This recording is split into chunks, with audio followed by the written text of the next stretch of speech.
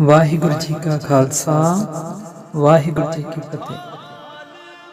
ਗੁਰੂ ਸਾਹਿਬ ਜੀ ਦਾ ਮੁੱਢਲਾ ਜੀਵਨ ਪਟਨੇ ਦੀ ਇਤਿਹਾਸਿਕ ਧਰਤੀ ਤੇ ਗੁਜ਼ਰਿਆ, ਜਿੱਥੇ ਆਪ ਜੀ ਦੇ ਬਚਪਨ ਦੀਆਂ ਯਾਦਗਾਰਾਂ ਹੁਣ ਤੱਕ ਕਾਇਮ ਹਨ। ਆਪ ਜੀ ਦੇ ਜਨਮ ਸਥਾਨ ਤੇ ਨੇੜੇ ਫਤਿਹ ਚੰਦ ਮੈਣੀ ਖੱਤਰੀ ਰਹਿੰਦਾ ਸੀ। ਉਸਦੇ ਘਰ ਔਲਾਦ ਕੋਈ ਨਹੀਂ ਸੀ। ਉਸਦੀ ਨੇਕ ਸੁਭਾਅ ਇਸਤਰੀ ਬਾਲਾ ਪ੍ਰੀਤਮ ਨੂੰ ਦੁੱਧ ਪੂਰੀ ਅਤੇ ਤਲੇ ਹੋਏ ਛੋਲੇ ਅਰਪਣ ਕਰਦੀ ਹੁੰਦੀ ਸੀ। ਇਸ ਘਟਨਾ ਦੀ ਯਾਦ ਵਿੱਚ ਫਤਿਹ ਚੰਦ ਦੇ ਘਰ ਵਾਲੀ ਥਾਂ ਤੇ ਹੁਣ ਗੁਰਦੁਆਰਾ ਬਣਿਆ ਹੋਇਆ ਹੈ, ਜਿਸ ਨੂੰ ਗੁਰਦੁਆਰਾ ਮੈਣੀ ਸੰਗਤ ਆਖਦੇ ਹਨ। ਇਸ ਗੁਰਦੁਆਰੇ ਵਿੱਚ ਤਲੇ ਹੋਏ ਛੋਲਿਆਂ ਦਾ ਪ੍ਰਸ਼ਾਦ ਵਰਤਾਇਆ ਜਾਂਦਾ ਹੈ। ਗੁਰੂ ਸਾਹਿਬ ਜੀ ਬਾਲ ਅਵਸਥਾ ਵਿੱਚ ਹੀ ਅਨੰਦਪੁਰ ਚਲੇ ਗਏ। ਸੰਘਰਸ਼ ਲਈ ਚਾਉ ਤੇ ਉਮਹ ਤਾਂ ਉਦੋਂ ਹੀ ਜ਼ਾਹਰ ਹੋ ਗਿਆ ਸੀ ਜਦੋਂ ਆਪ ਨੇ 9 ਸਾਲ ਦੀ ਉਮਰ ਵਿੱਚ ਗੁਰਦੇਵ ਪਿਤਾ ਨੂੰ ਦੀਨਾਂ ਦੁਖੀਆਂ ਦੀ ਬਾਹੜੀ ਲਈ ਬਲੀਦਾਨ ਦੇਣ ਲਈ ਤੋਤਲੇ ਬੋਲ ਬੋਲੇ ਸਨ। ਸ਼ਹੀਦੀ ਸਾਕੇ ਤੋਂ ਪਿੱਛੋਂ ਜਦੋਂ ਆਪ ਨੇ ਜਨ ਸਾਧਾਰਨ ਨੂੰ ਕੇਸਾਧਾਰੀ ਤੇ ਸ਼ਸਤਰਧਾਰੀ ਹੋਣ ਦੀ ਆਗਿਆ ਕੀਤੀ ਅਤੇ ਰਣਜੀਤ ਨਗਾਰੇ ਉੱਤੇ ਚੋਟਾਂ ਲਾਈਆਂ ਤਾਂ ਪਹਾੜੀ ਰਾਜੇ ਈਰਖਾ ਦੀ ਅੱਗ ਨਾਲ ਬਲ ਉੱਠੇ। ਕਾਬਲ ਦੇ ਸਿੱਖਾਂ ਵੱਲ ਭੇਜਿਆ। ਅਤੀ ਸੁੰਦਰ ਸਾਮਿਆਨਾ ਅਸਾਮ ਦੀ ਸੰਗਤ ਵੱਲੋਂ ਭੇਟਾ ਹੋਏ ਹਥਿਆਰ ਤੇ ਪ੍ਰਸ਼ਾਦੀ ਨਾਂ ਦਾ ਹਾਥੀ, ਅਖੌਤੀ ਨੀਵੀਆਂ ਜਾਤਾਂ ਵਾਲਿਆਂ ਦਾ ਘੋੜਿਆਂ ਉੱਤੇ ਚੜ੍ਹਨਾ ਅਤੇ ਸੂਰਮਿਆਂ ਦਾ ਭੇਸ ਬਣਾਉਣਾ ਪਹਾੜੀ ਰਾਜਿਆਂ ਲਈ ਜਰਨਾ ਬਹੁਤ ਔਖਾ ਹੋ ਗਿਆ ਸੀ। ਆਪਣੇ ਉਦੇਸ਼ ਦੀ ਪੂਰਤੀ ਲਈ ਗੁਰੂ ਗੋਬਿੰਦ ਜੀ ਨੇ ਗੁਰੂ ਹਰਗੋਬਿੰਦ ਜੀ ਦੀ ਨੀਤੀ ਨੂੰ ਅਪਣਾਇਆ। ਸਿੱਖਾਂ ਨੂੰ ਸ਼ਸਤਰਧਾਰੀ ਹੋਣ ਦਾ ਆਦੇਸ਼ ਦਿੱਤਾ। ਇਸ ਨੀਤੀ ਤੋਂ ਕਹਿਲੂਰ ਦਾ ਰਾਜਾ, ਜਿਸ ਦੇ ਰਾਜ ਵਿੱਚ ਅਨੰਦਪੁਰ ਸਥਿਤ ਸੀ, ਘਬਰਾ ਗਿਆ। ਗੁਰੂ ਜੀ ਕੁਝ ਸਮੇਂ ਲਈ ਨਾਹਨ ਦੇ ਰਾਜੇ ਦੇ ਸੱਦੇ ਤੇ ਨਾਹਨ ਰਿਆਸਤ ਵਿੱਚ ਜਮਨਾ ਦੇ ਉਸ ਰਮਣੀਕ ਕੰਢੇ ਤੇ ਜਾ ਵਿਰਾਜੇ, ਜਿਸ ਨੂੰ ਅੱਜ ਕੱਲ ਪਾਉਂਟਾ ਸਾਹਿਬ ਕਹਿੰਦੇ ਹਨ। ਇਸੇ ਪਾਉਂਟਾ ਸਾਹਿਬ ਤੋਂ 8 ਮੀਲ ਉੱਤਰ ਵੱਲ ਜਮਨਾ ਦਰਿਆ ਦੇ ਕੰਢੇ ਤੇ ਭੰਗਾਣੀ ਸਥਾਨ ਤੇ ਗੁਰੂ ਸਾਹਿਬ ਜੀ ਦਾ ਪਹਾੜੀ ਰਾਜਿਆਂ ਨਾਲ ਯੁੱਧ ਹੋਇਆ। ਇਸ ਯੁੱਧ ਵਿੱਚ ਪੀਰ ਬੁੱਧੂ ਸ਼ਾਹ ਸ਼ਾਮਿਲ ਹੋਇਆ ਤੇ ਉਸ ਦੇ ਪੁੱਤਰ ਇਸ ਯੁੱਧ ਵਿੱਚ ਗੁਰੂ ਸਾਹਿਬ ਵੱਲੋਂ ਲੜਦੇ ਸ਼ਹੀਦ ਹੋ ਗਏ। ਭੰਗਾਣੀ ਦੇ ਯੁੱਧ ਵਿੱਚ ਪਹਾੜੀ ਰਾਜਿਆਂ ਨੂੰ ਜਿੱਤ ਕੇ ਫਤਿਹ ਦੇ ਡੰਕੇ ਵਜਾਉਂਦੇ ਗੁਰੂ ਜੀ ਅਨੰਦਪੁਰ ਪਹੁੰਚ ਗਏ। ਗੁਰੂ ਸਾਹਿਬ ਜੀ ਦੇ ਜੀਵਨ ਦਾ ਸਭ ਤੋਂ ਵਿਸ਼ੇਸ਼ ਤੇ ਮਹੱਤਵਪੂਰਨ ਕੰਮ ਖਾਲਸਾ ਸਾਜਨਾ ਸੀ। ਸੰਮਤ 1756 ਬਿਕਰਮੀ ਮੁਤਾਬਿਕ 1699 ਦੀ ਵਿਸਾਖੀ ਵਾਲੇ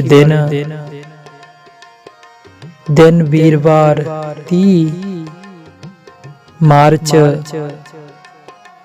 ਗੁਰੂ ਜੀ ਨੇ ਦੂਰ ਨੇੜੇ ਦੀਆਂ ਸੰਗਤਾਂ ਨੂੰ ਉਚੇਚੇ ਸੱਦੇ ਭੇਜੇ।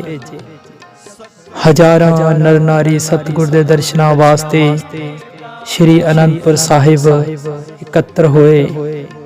ਸ੍ਰੀ ਕੇਸਗੜ੍ਹ ਸਾਹਿਬ ਦੇ ਟਿੱਲੇ ਤੇ ਇੱਕ ਭਾਰੀ ਦੀਵਾਨ ਸਜਿਆ ਤੇ ਉਸ ਭਰੇ ਦੀਵਾਨ ਵਿੱਚ ਗੁਰੂ ਸਾਹਿਬ ਜੀ ਨੇ 5 ਸਿਰਾਂ ਦੀ ਮੰਗ ਕੀਤੀ। ਆਖਿਰ ਇੱਕ ਇੱਕ ਕਰਕੇ 5 ਸਿੱਖ ਦੀਵਾਨ ਵਿੱਚ ਉੱਠ ਕੇ ਗੁਰੂ ਜੀ ਦੇ ਸਾਹਮਣੇ ਖਲੋ ਗਏ। ਉਹਨਾਂ ਆਪਣੇ ਸੀਸ ਗੁਰੂ ਜੀ ਦੀ ਭੇਟ ਕਰ ਦਿੱਤੇ। ਇਹ ਸਨ ਭਾਈ ਦਇਆ ਰਾਮ, ਧਰਮਚੰਦ, ਹਿੰਮਤ ਰਾਏ, ਸਾਹਿਬ ਚੰਦ, ਮੋਹਕਮ ਚੰਦ। ਗੁਰੂ ਜੀ ਨੇ ਇਹਨਾਂ ਲਈ ਅੰਮ੍ਰਿਤ ਤਿਆਰ ਕੀਤਾ ਤੇ ਇਹਨਾਂ ਪੰਜ ਸਿੰਘਾਂ ਨੂੰ ਅੰਮ੍ਰਿਤ ਛਕਾਇਆ। ਇਸ ਤਰ੍ਹਾਂ ਇਹਨਾਂ ਦਾ ਜੀਵਨ ਪਲਟ ਕੇ ਰੱਖ ਦਿੱਤਾ। ਗੁਰੂ ਜੀ ਦਾ ਸਾਜਿਆ ਨਿਵਾਜਿਆ ਖਾਲਸਾ ਸਭ ਬੰਧਨਾਂ ਤੋਂ ਮੁਕਤ ਸੀ। ਉਸ ਲਈ ਜਾਤ ਪਾਤ ਕੁਲ ਧਰਮ ਕਰਮ ਕਾਂਡ ਤੇ ਕਿਰਤ ਦੇ ਭੇਦ ਭਾਵ ਕੋਈ ਅਰਥ ਨਹੀਂ ਰੱਖਦੇ ਸਨ। ਅਜਿਹੀ ਕ੍ਰਾਂਤੀਕਾਰੀ ਜਮਾਤ ਨੂੰ ਊਚ ਨੀਚ ਦੀ ਤਮੀਜ਼ ਰੱਖਣ ਵਾਲੇ ਜਾਤ ਪਾਤ ਦੇ ਹਾਮੀ ਤੇ ਪੁਰਾਣੀ ਪਰੰਪਰਾ ਵਿੱਚ ਜਕੜੇ ਹੋਏ ਪਹਾੜੀ ਰਾਜੇ ਤੇ ਉਹਨਾਂ ਦੀ ਪ੍ਰਜਾ ਕਿਵੇਂ ਪਸੰਦ ਕਰ ਸਕਦੇ ਸਨ। ਜਦੋਂ 1699 ਈਸਵੀ ਨੂੰ ਵਿਸਾਖੀ ਦੇ ਤਿਉਹਾਰ ਤੇ ਹਜ਼ਾਰਾਂ ਦੀ ਗਿਣਤੀ ਵਿੱਚ ਗੁਰੂ ਜੀ ਦੀਆਂ ਸੰਗਤਾਂ ਨੇ ਅਨੰਦਪੁਰ ਵਿਖੇ ਖੰਡੇ ਦਾ ਅੰਮ੍ਰਿਤਪਾਨ ਕੀਤਾ ਤਾਂ ਪਹਾੜੀ ਰਾਜਿਆਂ ਦੇ ਮਹਿਲਾਂ ਵਿੱਚ ਮਾਤਮ ਦੀਆਂ ਸਫਾਂ ਵਿਛ ਗਈਆਂ। ਉਹਨਾਂ ਨੇ ਹੁਣ ਚੰਗੀ ਤਰ੍ਹਾਂ ਭਾਂਫ ਲਿਆ ਸੀ ਕਿ ਗੁਰੂ ਗੋਬਿੰਦ ਸਿੰਘ ਜੀ ਦੀ ਅਨੰਦਪੁਰ ਵਿੱਚ ਮੌਜੂਦਗੀ ਉਹਨਾਂ ਦੇ ਵਕਾਰ ਲਈ ਖਤਰਾ ਹੈ। ਉਹਨਾਂ ਨੇ ਇਸ ਖਤਰੇ ਤੋਂ ਮੁਕਤ ਹੋਣ ਦੀਆਂ ਤਰਕੀਬਾਂ ਸੋਚਣੀਆਂ ਸ਼ੁਰੂ ਕਰ ਦਿੱਤੀਆਂ। ਰਾਜਾ ਅਜਮੇਰ ਚੰਦ ਕਹਿਲੂਰਪਤੀ ਨੇ ਦੂਸਰੇ ਪਹਾੜੀ ਰਾਜਿਆਂ ਨਾਲ ਸਲਾਹ ਮਸ਼ਵਰਾ ਕਰਕੇ ਗੁਰੂ ਜੀ ਨੂੰ ਪੱਤਰ ਲਿਖਿਆ ਕਿ ਤੁਸੀਂ ਸਾਡੀ ਭੂਮੀ ਵਿੱਚੋਂ ਡੇਰਾ ਕੂਚ ਕਰੋ। ਜੇ ਇਸੇ ਭੂਮੀ ਤੇ ਰਹਿਣਾ ਹੈ ਤਾਂ ਕਰ ਦੇਣਾ ਪਏਗਾ। ਜੇ ਤੁਸੀਂ ਅਜਿਹਾ ਨਾ ਕਰੋਗੇ ਤਾਂ ਅਸੀਂ ਹਥਿਆਰ ਉਠਾਵਾਂਗੇ। ਗੁਰੂ ਜੀ ਦਾ ਕਰਾਰਾ ਜਵਾਬ ਸੁਣ ਕੇ ਰਾਜਾ ਅਜਮੇਰ ਚੰਦ ਨੇ ਕੁਝ ਹੋਰ ਮਿੱਤਰ ਰਾਜਿਆਂ ਸਮੇਤ 1 ਸਤੰਬਰ ਸੰਨ 1700 ਨੂੰ ਅਨੰਦਪੁਰ ਤੇ ਚੜ੍ਹਾਈ ਕਰ ਦਿੱਤੀ। ਰਣਭੂਮੀ ਵਿੱਚ ਬਹਾਦਰ ਖਾਲਸੇ ਨੇ ਵੈਰੀ ਦੇ ਛੱਕੇ ਛੁਡਾ ਦਿੱਤੇ। ਮੈਦਾਨ ਵਿੱਚ ਪੇਸ਼ ਨਾ ਗਈ ਤਾਂ ਰਾਜਿਆਂ ਨੇ ਕੂਟਨੀਤੀ ਦਾ ਸਹਾਰਾ ਲਿਆ। ਗਊ ਦੀ ਕਸਮ ਖਾ ਕੇ ਗੁਰੂ ਜੀ ਕੋਲ ਹਾੜਾ ਕੱਢਿਆ ਕਿ ਤੁਸੀਂ ਸਾਡੀ ਇੱਜ਼ਤ ਦੀ ਖਾਤਰ ਸਿਰਫ ਇੱਕ ਵਾਰ ਅਨੰਦਪੁਰ ਖਾਲੀ ਕਰ ਦਿਓ, ਅਸੀਂ ਇੱਥੇ ਟਿਕਦੇ ਨਹੀਂ, ਤੁਸੀਂ ਮੁੜ ਆ ਜਾਣਾ। ਗੁਰੂ ਜੀ ਉਹਨਾਂ ਦੇ ਤਰਲਿਆਂ ਨੂੰ ਮੁੱਖ ਰੱਖ ਅਨੰਦਪੁਰ ਤੋਂ ਨਿਰਮੋਹਗੜ੍ਹ ਆ ਗਏ। ਇਹ ਵੇਖ ਪਹਾੜੀ ਰਾਜਿਆਂ ਦੀਆਂ ਸਭ ਕਸਮਾਂ ਧਰੀਆਂ ਧਰਾਈਆਂ ਰਹਿ ਗਈਆਂ ਤੇ ਉਹਨਾਂ ਨੇ ਨਿਰਮੋਹਗੜ੍ਹ ਤੇ ਹੱਲਾ ਬੋਲ ਦਿੱਤਾ। ਉਬਲਦੀ ਹਾਂਡੀ ਨੇ ਆਪਣੇ ਹੀ ਕੰਡੇ ਸਾੜੇ। ਖਾਲਸਾ ਫੌਜ ਦਾ ਕੁਝ ਵੀ ਨਾ ਵਿਗੜਿਆ। ਉਪਰੰਤ ਸਰਹੰਦ ਤੋਂ ਕੁਝ ਸਹਾਇਕ ਸੈਨਾ ਮੰਗਵਾਈ ਗਈ। ਉਹ ਵੀ ਗੁਰੂ ਜੀ ਦੀ ਸੈਨਾ ਨਾਲ ਲੋਹਾ ਲੈਣ ਤੋਂ ਯਰਕ ਗਈ। ਅੰਤ ਨੂੰ ਪਹਾੜੀ ਰਾਜੇ ਲਾਚਾਰ ਹੋ ਕੇ ਆਪੋ ਆਪਣੇ ਰਾਹ ਪਏ। ਗੁਰੂ ਜੀ ਕੁਝ ਮਹੀਨਿਆਂ ਵਿੱਚ ਹੀ ਵਾਪਸ ਅਨੰਦਪੁਰ ਸਾਹਿਬ ਆ ਗਏ। ਅਗਲੇ 2 ਸਾਲ 1701 ਤੋਂ 1702 ਸ਼ਾਂਤ ਸਹਿਤ ਗੁਜ਼ਰੇ। ਪਰ ਇਹ ਸ਼ਾਂਤੀ ਪਹਾੜੀ ਰਾਜਿਆਂ ਨੂੰ ਬਹੁਤ ਅਸ਼ਾਂਤ ਕਰ ਰਹੀ ਸੀ। ਖਾਲਸੇ ਦੀ ਲਗਾਤਾਰ ਵੱਧ ਰਹੀ ਤਾਕਤ ਨਾਲ ਉਹਨਾਂ ਦੀ ਨੀਂਦ ਹਰਾਮ ਹੋ ਰਹੀ ਸੀ। ਅਜਿਹੇ ਹਾਲਾਤ ਵਿੱਚ ਰਾਜਿਆਂ ਦੇ ਮਨ ਡੋਲ ਗਏ। ਇਹ ਵਿਦ ਚਰਚਾ ਪਈ ਅਪਾਰਾ, ਤਬ ਰਾਜਨ ਮਨ ਮਾਹੇ ਵਿਚਾਰਾ, ਹਮਰੋ ਰਾਜ ਅਕਾਰ ਗਇਓ, ਸਤਿਗੁਰ ਰਾਜ ਚਾਹੋਂ ਦਿਸ ਪਇਓ। ਸਿੱਖਾਂ ਤੇ ਪਹਾੜੀਆਂ ਦੇ ਸਬੰਧਾਂ ਵਿੱਚ ਤਰੇੜਾਂ ਵਧਣ ਲੱਗੀਆਂ। ਤੋਂ ਹੀ ਪਾਸੀ ਜੰਗੀ ਤਿਆਰੀਆਂ ਸ਼ੁਰੂ ਹੋ ਗਈਆਂ ਸਨ। ਗੁਰੂ ਜੀ ਨੇ ਦੂਰ ਨੇੜੇ ਦੀਆਂ ਸੰਗਤਾਂ ਨੂੰ ਹਥਿਆਰ ਨਾਲ ਲੈਸ ਹੋ ਕੇ ਅਨੰਦਪੁਰ ਪੁੱਜਣ ਲਈ ਹੁਕਮਨਾਮੇ ਭੇਜੇ। ਗੁਰੂ ਜੀ ਨੂੰ ਤਿਆਰੀ ਵਾਸਤੇ ਬਹੁਤੀ ਮੋਹਲਤ ਦੇਣਾ ਜਦ ਖਤਰਨਾਕ ਪ੍ਰਤੀਤ ਹੋਇਆ ਤਾਂ ਪਹਾੜੀ ਰਾਜਿਆਂ ਨੇ ਅਨੰਦਪੁਰ ਤੇ ਚੜ੍ਹਾਈ ਕਰ ਦਿੱਤੀ। ਸ਼ਹਿਰ ਤੋਂ ਬਾਹਰ ਘਮਸਾਨ ਲੜਾਈ ਹੋਈ, ਜਿਸ ਵਿੱਚ ਪਹਾੜੀਆਂ ਦੇ ਪੈਰ ਬਹੁਤੀ ਦੇਰ ਨਾ ਜੰਮ ਸਕੇ ਅਤੇ ਉਹ ਮੈਦਾਨ ਛੱਡ ਕੇ ਦੌੜ ਗਏ। ਜਦ ਰਾਜਿਆਂ ਨੂੰ ਪੱਕਾ ਵਿਸ਼ਵਾਸ ਹੋ ਗਿਆ ਕਿ ਉਹ ਇਕੱਲੇ ਸਿੱਖਾਂ ਦਾ ਮੁਕਾਬਲਾ ਨਹੀਂ ਕਰ ਸਕਦੇ, ਤਾਂ ਉਹਨਾਂ ਦਿੱਲੀ ਸਰਕਾਰ ਦਾ ਦਰਵਾਜ਼ਾ ਖੜਕਾਇਆ। ਦਿੱਲੀ ਸਰਕਾਰ ਪਹਿਲਾਂ ਹੀ ਗੁਰੂ ਗੋਬਿੰਦ ਸਿੰਘ ਜੀ ਦੇ ਖਿਲਾਫ ਫੌਜੀ ਕਾਰਵਾਈ ਵਾਸਤੇ ਵੇਲੇ ਦੀ ਉਡੀਕ ਵਿੱਚ ਸੀ। ਤੁਰੰਤ ਪਹਾੜੀ ਰਾਜਿਆਂ ਦੀ ਸਹਾਇਤਾ ਵਾਸਤੇ ਫੌਜ ਭੇਜੀ ਗਈ। ਇਸ ਦਾ ਕਮਾਂਡਰ ਸ਼ਾਇਦ ਖਾਂ, ਜੋ ਪ੍ਰਸਿੱਧ ਪੀਰ ਬੁੱਧੂ ਸ਼ਾਹ ਦਾ ਨਜ਼ਦੀਕੀ ਰਿਸ਼ਤੇਦਾਰ ਸੀ। ਇਹ ਫੌਜ ਵੀ ਸਿੱਖਾਂ ਨੂੰ ਈਨ ਮਨਾ ਸਕਣ ਦੇ ਸਮਰੱਥ ਨਾ ਹੋ ਸਕੀ, ਸਗੋਂ ਇਸ ਦਾ ਕਮਾਂਡਰ ਸ਼ਾਇਦ ਖਾਂ ਖੁਦ ਗੁਰੂ ਜੀ ਦੀ ਸ਼ਖਸੀਅਤ ਤੋਂ ਇੰਨਾ ਪ੍ਰਭਾਵਿਤ ਹੋਇਆ ਕਿ ਉਸਨੇ ਮੁਗਲ ਸਰਕਾਰ ਦੀ ਨੌਕਰੀ ਤਿਆਗ ਦਿੱਤੀ ਅਤੇ ਗੁਰੂ ਜੀ ਦਾ ਸ਼ਰਧਾਲੂ ਤੇ ਸੇਵਕ ਬਣ ਗਿਆ। ਦੁਸ਼ਮਣ ਚੁੱਪ ਕਰਕੇ ਬੈਠਣ ਵਾਲਾ ਨਹੀਂ ਸੀ। ਹੁਣ ਪਹਿਲਾਂ ਨਾਲੋਂ ਵੀ ਵੱਡੇ ਪੈਮਾਨੇ ਤੇ ਯਤਨ ਹੋਣ ਲੱਗੇ। ਅਨੰਦਪੁਰ ਤੇ ਹਮਲਾ ਕਰਨ ਲਈ ਇੱਕ ਬਹੁਤ ਤਕੜੀ ਸੈਨਾ ਇਕੱਤਰ ਕੀਤੀ ਗਈ, ਜਿਸ ਵਿੱਚ ਸਰਹੰਦ ਦੇ ਫੌਜਦਾਰ ਨੇ ਆਪਣੇ ਸੈਨਿਕ ਭੇਜੇ। ਇਹ ਅਨੰਦਪੁਰ ਦੀ ਆਖਰੀ ਲੜਾਈ ਸੀ, ਜੋ ਸੰਮਤ 1762 ਬਿਕਰਮੀ ਮੁਤਾਬਿਕ ਸੰਨ 1705 ਈਸਵੀ ਵਿੱਚ ਹੋਈ। ਪਹਿਲਾਂ ਦੋਹਾਂ ਪਾਸਿਆਂ ਦੀਆਂ ਫੌਜਾਂ ਦਾ ਟਾਕਰਾ ਸ਼ਹਿਰੋਂ ਬਾਹਰ ਹੋਇਆ, ਜਿਸ ਵਿੱਚ ਖਾਲਸੇ ਨੇ ਇੱਕ ਵਾਰ ਫੇਰ ਬੜੀ ਬਹਾਦਰੀ ਨਾਲ ਵੈਰੀ ਨੂੰ ਰੋਕ ਲਿਆ। ਪਰ ਦੁਸ਼ਮਣ ਦੀ ਫੌਜ ਅਣਗਿਣਤ ਹੋਣ ਕਰਕੇ ਗੁਰੂ ਜੀ ਨੇ ਸ਼ਹਿਰ ਦੇ ਅੰਦਰ ਬਾਹਰ ਰਹਿ ਕੇ ਮੁਕਾਬਲਾ ਕਰਨ ਦਾ ਫੈਸਲਾ ਲਿਆ। ਹਮਲਾਵਰਾਂ ਨੂੰ ਚੰਗਾ ਮੌਕਾ ਮਿਲ ਗਿਆ ਸੀ। ਉਹਨਾਂ ਨੇ ਅਨੰਦਪੁਰ ਨੂੰ 4 ਛਪੇਰੇ ਤੋਂ ਘੇਰ ਲਿਆ। ਇਹ ਘੇਰਾ 7 ਮਹੀਨੇ ਤੋਂ ਵੀ ਵੱਧ ਸਮੇਂ ਤੱਕ ਜਾਰੀ ਰਿਹਾ। ਘੇਰੇ ਦਾ ਮੁੱਖ ਮਨੋਰਥ ਇਹ ਸੀ ਕਿ ਸਿੱਖਾਂ ਨੂੰ ਭੁੱਖ ਤੇ ਪਿਆਸ ਨਾਲ ਤੰਗ ਕਰਕੇ ਈਨ ਮੰਨਣ ਲਈ ਮਜਬੂਰ ਕੀਤਾ ਜਾਵੇ। ਕੁਝ ਹੀ ਦਿਨਾਂ ਵਿੱਚ ਘੇਰੇ ਦਾ ਭੈੜਾ ਅਸਰ ਪ੍ਰਗਟ ਹੋਣ ਲੱਗ ਪਿਆ। ਅੰਨ ਤੇ ਪਾਣੀ ਦੀ ਥੁੜ ਇੱਕ ਵੱਡੀ ਮੁਸੀਬਤ ਬਣ ਗਈ।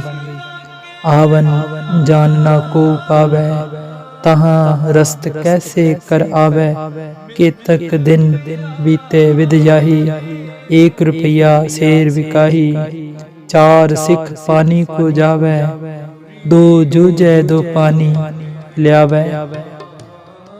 ਉਪਰੰਤ ਵੈਰੀ ਫੌਜਾਂ ਨੇ ਪਹਿਰੇ ਤੇ ਇੰਤਜ਼ਾਮ ਨੂੰ ਹੋਰ ਵੀ ਸਖਤ ਬਣਾ ਦਿੱਤਾ, ਪਰ ਸਿੰਘਾਂ ਦੇ ਹੌਸਲੇ ਚੜ੍ਹਦੀ ਕਲਾ ਵਿੱਚ ਸਨ। ਇਸ ਲਈ ਉਹਨਾਂ ਨੇ ਇਹ ਫੈਸਲਾ ਕੀਤਾ ਕਿ ਜ਼ੋਰਦਾਰ ਹਮਲਾ ਕਰਕੇ ਘੇਰੇ ਵਾਲੀ ਫੌਜ ਨੂੰ ਭਜਾ ਦਿੱਤਾ ਜਾਏ। ਇਸ ਧਾਵੇ ਵਿੱਚ ਸਿੰਘਾਂ ਨੇ ਦੁਸ਼ਮਣ ਦੀਆਂ ਲੋਥਾਂ ਤੇ ਲੋਥਾਂ ਚੜਾ ਦਿੱਤੀਆਂ, ਪਰ ਕੁਝ ਸਮੇਂ ਮਗਰੋਂ ਉਹ ਆਪ ਗਿਰ ਗਏ ਅਤੇ ਸ਼ਹੀਦ ਹੋ ਗਏ। ਇਸ ਘਟਨਾ ਤੋਂ ਮਗਰੋਂ ਹਾਲਤ ਹੋਰ ਵਿਗੜ ਗਈ। ਗੁਰੂ ਸਾਹਿਬ ਨੇ ਸਾਵਧਾਨੀ ਵਜੋਂ ਚੌਕੀ ਦੇ ਪ੍ਰਬੰਧ ਨੂੰ ਹੋਰ ਪੱਕਾ ਕਰ ਦਿੱਤਾ।